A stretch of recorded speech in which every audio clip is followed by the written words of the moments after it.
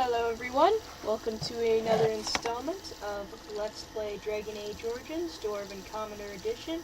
Last we left off, we had finished recruiting the golem, Shale, and we had a little chat with Sten over the fact that yes, I am in fact female.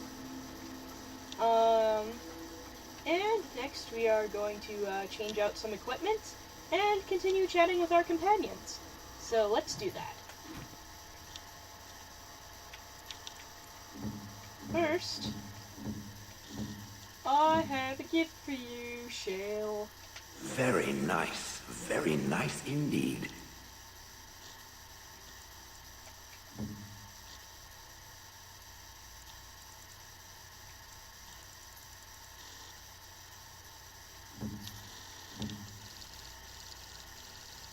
Let's see.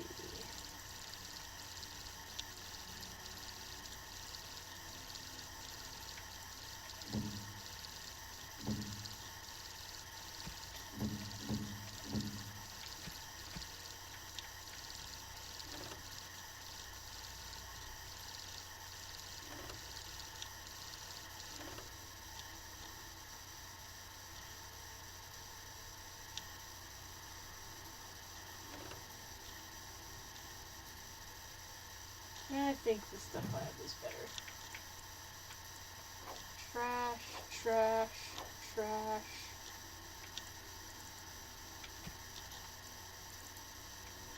What do you mean? Oh.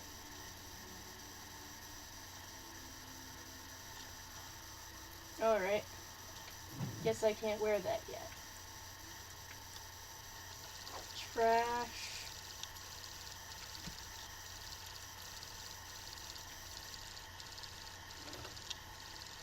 Oh, I am going to wear that.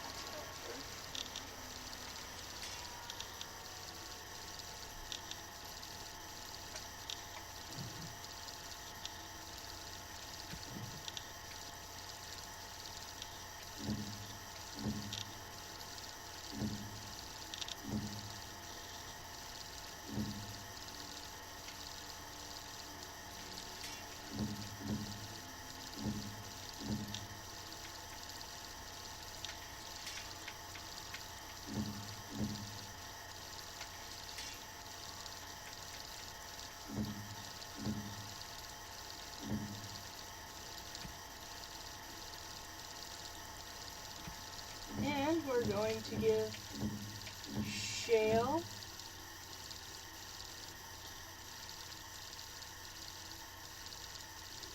a small chipped lightning crystal.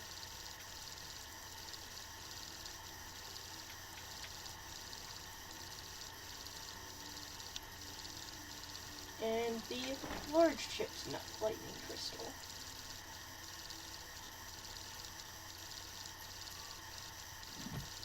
And we're probably going to sell the rest. Oh, Shale approves +5.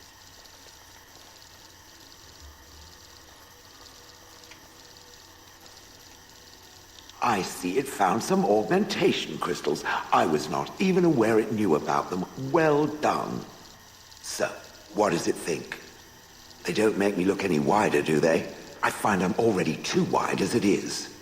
Well, I think they're very pretty. They are, aren't they? I so adore them.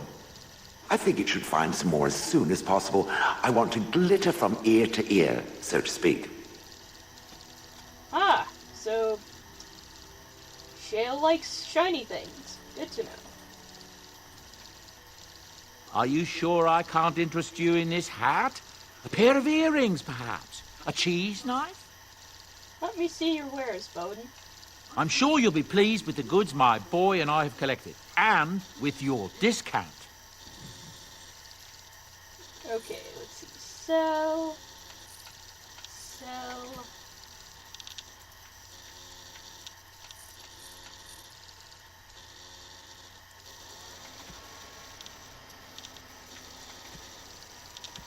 And I'll hold on to that for memento's sake.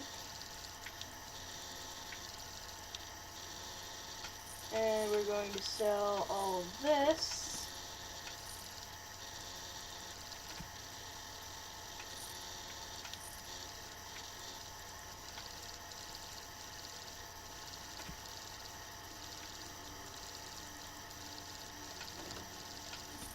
and that.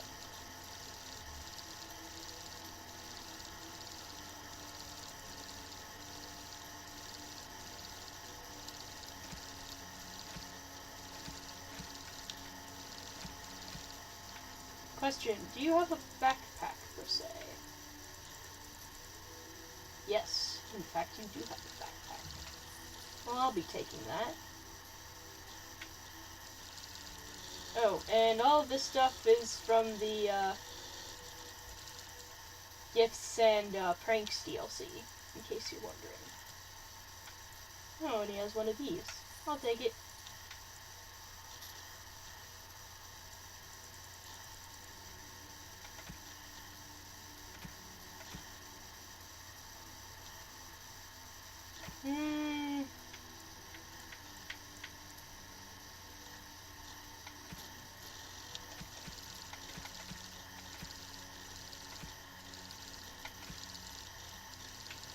Yeah, it's mostly the gifts that are taking up space in my inventory.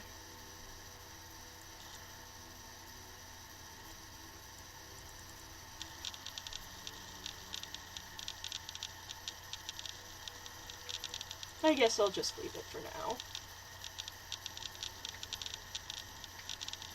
So, we've gotten some approval from Shale. We've had a chat with Sten. Let's talk with Eliana a bit more. Yes? I'd like to talk. Well, here I am. What would someone like you be doing in Lothering's Chantry? What is meant by someone like me?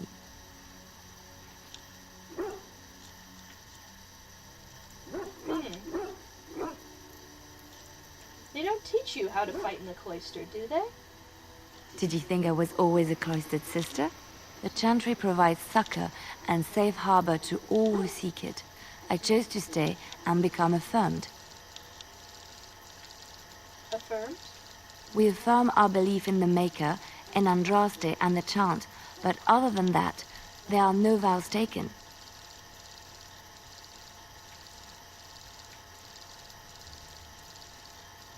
So, what did you do before that? I was a traveling minstrel in Orlais. Tales and songs were my life. I performed, and they rewarded me with applause and coin. And my skill in battle? Well, you pick up different skills when you travel, yes? Yes, of course. Let's move on. Alright.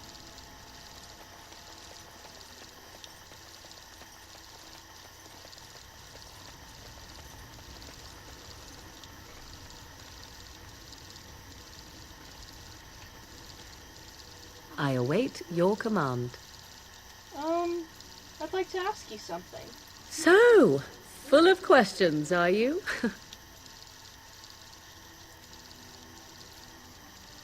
Did you... Say, is Flemeth really what she seems to be? Well, that depends, does it not? What does she seem to be? Human? Oh, she certainly was human. Once.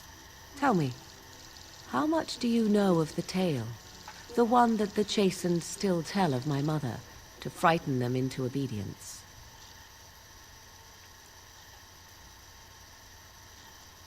I didn't even know there was such a thing. Ah, I see. That does explain much.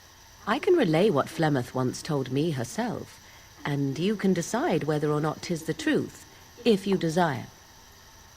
That sounds interesting.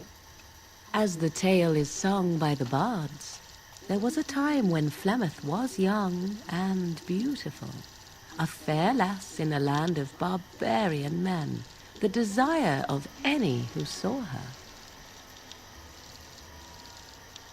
Just how long ago was this?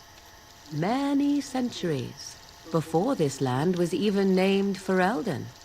The tales say that Flemeth fell in love with Osen the bard, and fled the castle of her husband, the dread Lord Conabar, and that he swore vengeance for her infidelity.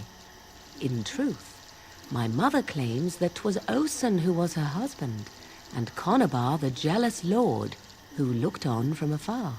Lord Conabar approached young Osen, and offered him wealth and power in exchange for his lovely wife. And Osen agreed. Considering my culture, it seems like a fair deal. Aye, it was. 'Twas Flemeth who suggested the arrangement in the first place. All would have been well had Lord Conobar kept his end of the bargain. But he was a foul man who bargained with coin he did not possess. Osen was led off to a field and slain, left for dead. Flemeth spoke to the spirits and learned of the deed, and swore revenge.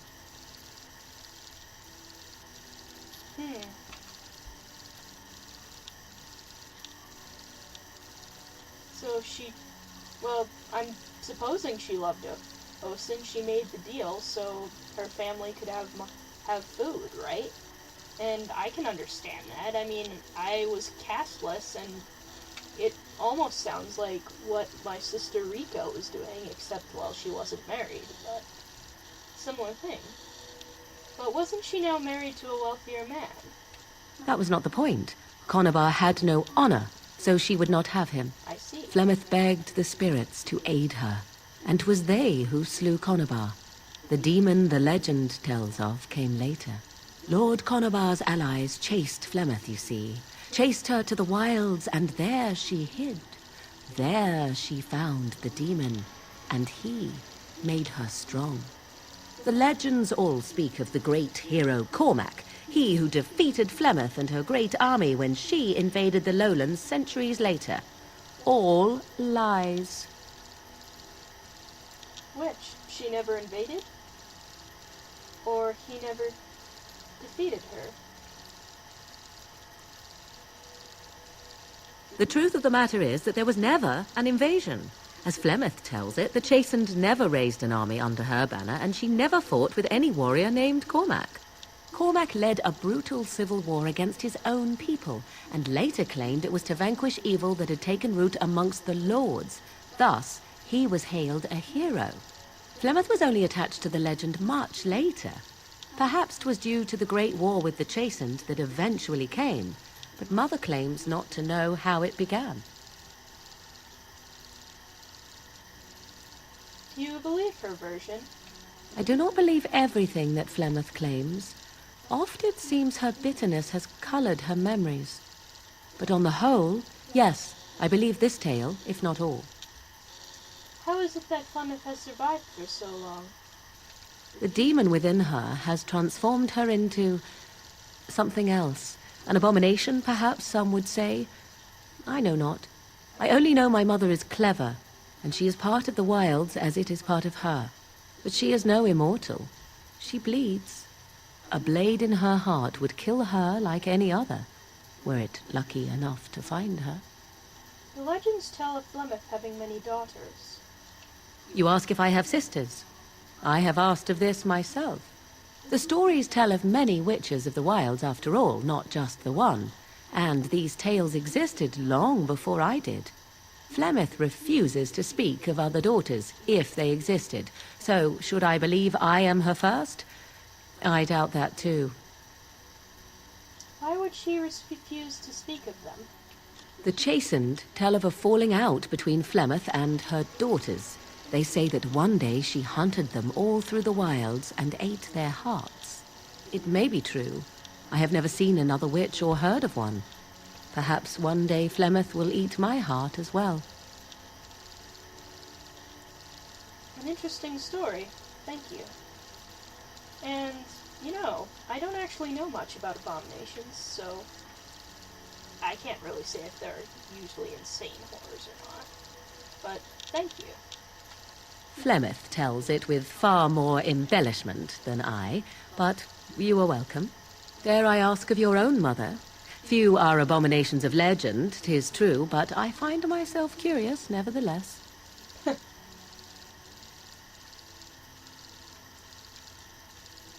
My mother is a useless drunk, if you must know. Ah, then you have my sympathies for what it is worth. Which is very little, I am certain. It matters not. Let us move on. Alright, folks. We are out of time. I will see you again on the next episode of Let's Play Dragon Age Origins, Dwarven Commoner Edition. You can subscribe, comment, or like. Whatever suits your fancy. See you next time.